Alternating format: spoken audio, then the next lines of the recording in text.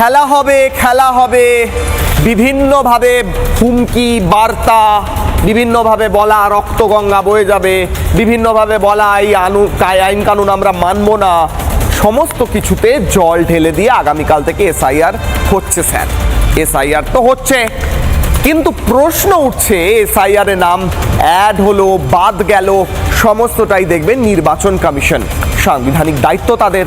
নির্বাচন কমিশনের মনে করিয়ে দিলেন যে এটা তাদের সাংবিধানিক দায়িত্ব। এর মধ্যে তৃণমূল কংগ্রেস কনসা আইনি সহায়তা দেবেন একটু বলতে পারেন কেউ? তৃণমূল কংগ্রেসের কাজ হবে যে দায়িত্ব নির্বাচন কমিশন দিচ্ছে বিভিন্ন রাজনৈতিক দলকে, তাদের বিএলএদের মাধ্যমে সহায়তা করা।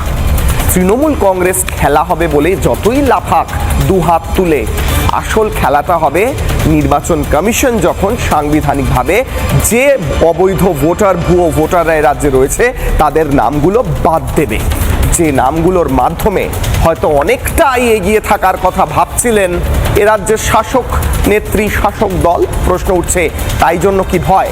ঈষৎ